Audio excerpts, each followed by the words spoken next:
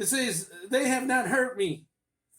For as much as before him innocence was found in me, and also before thee, O king, have I done no hurt. Wow. Not touched. In a lion's den. Wow.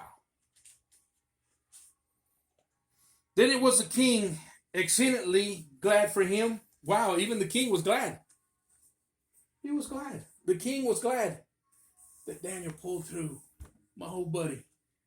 He pulled through. And see, that's what happens when you surround yourself with people that are seeking after God's heart and doing for God and living a godly life.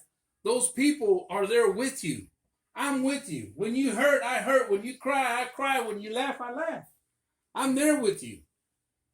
And the king, he liked Daniel, and he was so glad to hear he was good, and he was so glad that his God saved him. Let's read 25.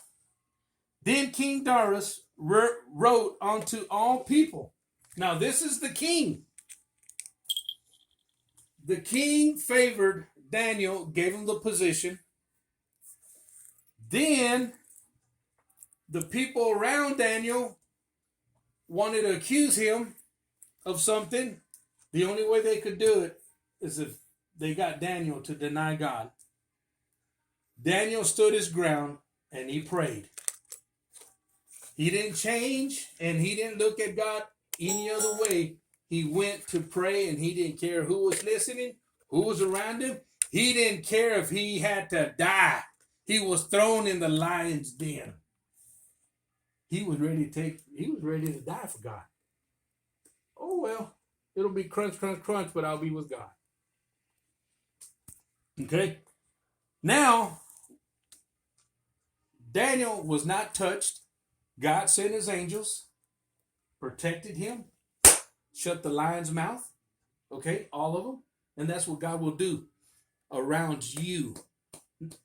Tomorrow morning, it usually hits. Monday morning, car don't start. Monday morning, something happens. Monday morning, something happens. Monday morning, something happens. But you know what? God is with you. He's going to make a way somehow, some way. He's going to make a way. Why? Because you believe in him. You trust him. You're faithful to him. And he's going to make things right for you. Woo! Hallelujah. Now let's read on. 25. The king Darius wrote unto all people, nations, and languages.